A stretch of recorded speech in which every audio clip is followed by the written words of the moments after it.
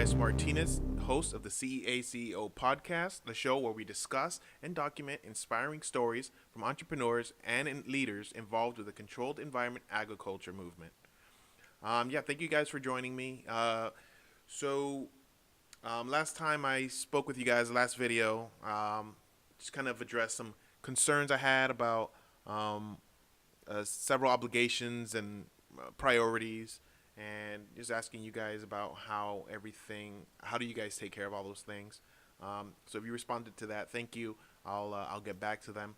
Right now, I wanted to talk about meetup groups, which is a pretty cool way to get to know people that have the same sort of interests as you do. So for me, I live in Buffalo, Western New York, basically. Last year I started a meetup group for Western New York urban farmers. I had tried to find one myself and wanted to just join up, but I ended up seeing that there were no groups that catered to what it was that I actually was looking for or were looking to get out of a group. So there were several other groups. There was a permaculture group, which actually involves more about the changing or assimilating or adapting your surroundings in order to have a more sustainable environment, which urban farming does fall in that category, but it is a small slice of what permaculture actually is, because permaculture is a whole range of things. So there was that, which I actually became a member of. So they had that, and then there was a gardener, like a seed saving kind of a meetup group, which is kind of urban farming, but it wasn't necessarily what I was looking for either, just because it kind of involved just kind of a passive sort of gardening kind of situation. So kind of like backyard gardening. It could be out rural, suburb, and not really focusing on the intensity of the crops or how much you can actually get, food out of a small space. So it kind of was in the same sort of vein, but it seemed to be catering more towards older individuals. And so, I still joined it. They have what seemed to be really cool meetup groups, but I haven't been able to get out there just because it is outside of the city. So that's kind of another reason I wanted to create my own group. So took it upon myself to start a meetup group, Western New York Urban Farmers Meetup Group, and it did cost some money. If it's your first time creating a meetup group, you'll kind of be shocked at kind of how much it cost. From when I did it, it was about $80. But if it's your first time, you get about half off for 6 months, and you can end up paying probably about $40. So that was a pretty decent deal. So I kind of did that, and that was last summer. And when I first set it up, it was a pretty exciting thing. There was a lot of people that signed up. Right now I have about 170, 180 members. And, that a lot of people don't really come to meetup groups. They like to become members of meetup groups, but sometimes they're not able to make it. I know I'm kind of guilty of the same thing. There are a lot of interests that I just become a member of just to keep track of the events, and I don't go. But I started in the summer, and I used to host it out of a coffee shop on Thursdays after work. and I had a few people show up, but it turned out that when it's in the summer, people want to kind of do other things once they get off of work, especially when you're here in Buffalo. Um, you probably get about a good 4 or 5 months of decent weather that you can actually go out and do things. So quite understandably, the number just started dwindling. So it's either that or the group was kind of boring. So that's a possibility as well. But I thought it went fairly well. Everybody really enjoyed it. Everybody was talking to each other about growing fruits and vegetables in small spaces in their home or outside of their home, and yeah, it seemed to pick up a lot of interest. Um, and after a couple of months of doing it, the membership started dropping, and which I attributed to the summer as well, to the weather, because it was getting nicer. Um, and it kind of ended up to one point where nobody came, and that was kind of um, a sobering experience, or kind of depressing a little bit. It's kind of like having a birthday party and nobody shows up, so and you're the only one sitting there with the table reserved. So that kind of put a damper on things a little bit. I kind of was upset that I spent the money that I spent, and not really having people come in to go to do the meetup groups. But so I kind of gave it a rest for a little bit because I had a whole bunch of other things going on. Um, Business was sort of starting to pick up.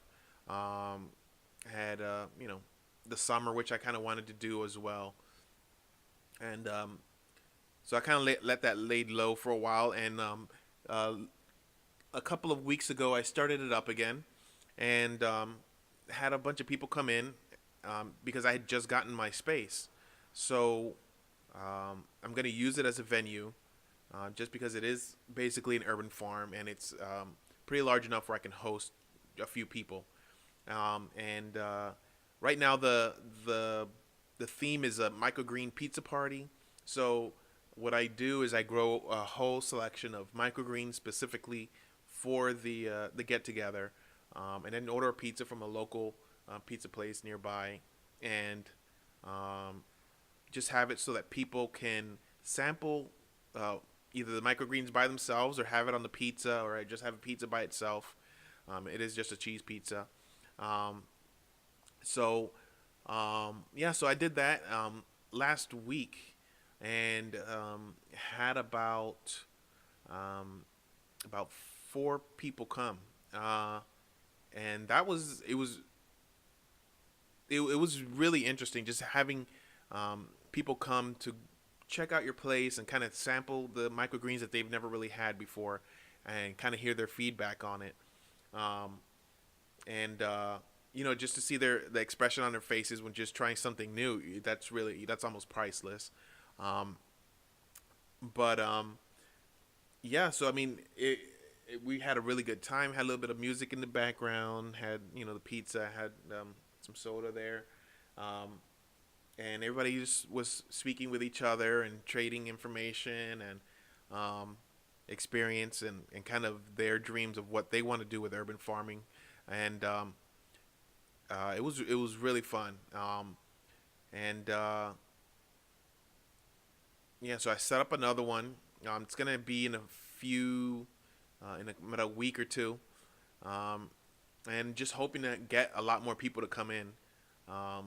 So, with meetup groups, it's kind of um, weird just because you kind of have to market your group.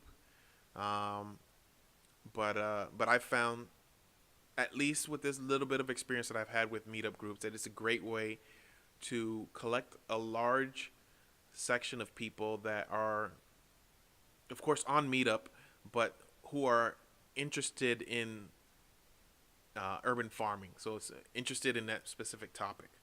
Um, so they have that whole sort of a cross section of people that actually want to learn more about it. Even though they don't come, at least they've made the effort of um, selecting that they are interested, so you can share that information with them through the Meetup app or through the group website, and just um, share information. And if you want to make it more effective, of course you got to create the Facebook group for the Meetup group, and you can also tie in a Twitter account or Instagram, so you can kind of create it kind of like a small business in a way. It's an awesome way to sort of create the foundation of a sales funnel in a way. So when people start coming and they start learning about your microgreens or whatever it is that you have to offer them, I encourage. I I see. I try to make it to where people sample the microgreens, as much as they want, and hopefully eventually down the road they consider either growing their own or purchasing some from me. Um, but I let the members know to try to come in with something that they've grown um, at their home, um, that sort of exemplifies something um, of urban farming. So it can be fruits, vegetables, leafy greens, whatever it is that they grow at their home. To bring some, for to let people sample some and have some fresh fruits and veggies. So that kind of increases the engagement with members or in between members. So it's a really great way to um, sort of build your brand in a region. So I mean, if it's something, I encourage you guys that if you're going to start a business or a group, to somewhat start a meetup group surrounding that sort of the same topic, which um, will provide you at least with a small demographic sample of what it is that of the people that are actually interested in the activity itself in your region. It's an awesome way, and that way you can sort of maybe tailor it your Facebook ads to target the most of the demographics that you see popping up in your meetup group. So that's one sort of a trick, I guess. Um, so I'm going to continue doing meetup groups. I'm going to continue hosting them here or at any other farm, because that is something I'm considering, where I can do some sort of field trips. So just visiting different urban farms in the area, um, and having them kind of host the whole thing. And that's another point. There is um, what what I essentially have done is I now have become a focal point for urban farming in the region. So um, I could disseminate the information a lot faster and a lot more efficient to people who are actually interested in urban farming. And Meetup does the whole work for reminding everybody of what events are coming up, and so that's an awesome uh, um, strategy as well, where you now become the focal point or somewhat of a gatekeeper for your specific topic in the area. Unless there's a bunch of other groups with the same sort of concept, but if you maybe start niching down, then you probably can become a gatekeeper for that niche. Um, so yeah, so that's kind of my rant about the meetup groups that I just had. It was really cool. Everybody loved all the microgreens, and I'm going to start expanding in my facility a little bit to have a more diverse, I guess, selection of growing methods. So different kinds of hydroponics um, setups, where people can come and look at it and sort of see what can actually be done, and possibly just start hosting workshops and showing people how to grow microgreens, how to create small little hydroponic units. So it's the possibilities are endless, and that's definitely something I'm going to start getting into. Um, but yeah, so if you haven't created one, make sure to create one yourself. Very, very, I suggest that a lot. Um, so yeah, so if you guys have done any sort of a strategy that way, let me know. If there's anything you think that I should know, let me know. Um, I'm more than happy to try out new things. Try to expand this whole um, community of urban farmers in the Western New York. Um, but I would just love to hear what you guys have to say, what you guys are thinking. Um, Tell me about maybe some problems or mistakes that you guys had with having meetup groups. Some horror stories would be great because I haven't had any yet, except the one where I ended up all lonesome in a coffee shop. But any other horror stories, I would love to hear from them. Maybe something funny happened or inspiring. I'd love to hear all your stories. Um, so if you would like to reach me, like my you can reach me through my company social media accounts, which is Cubed Root with a K. So that's Kubed. I'll have it spelled out on the bottom. I'm sorry, I got distracted. So it's KUBED ROOT. It's Cubed Root. And I'll have that spelled out on the bottom so you guys can find it. Have links to all the social media accounts. If you want to link up to our podcast social media accounts, it's the CEA CEO Podcast.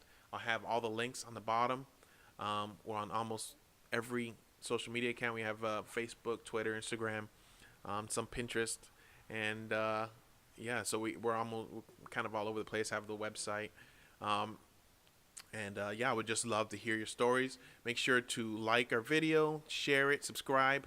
Make sure you do all the good stuff there. Put on the little bell, and I'll just keep creating some more videos. Hopefully, something that you guys can benefit from, and I can benefit from as well. But I would love to hear from you guys.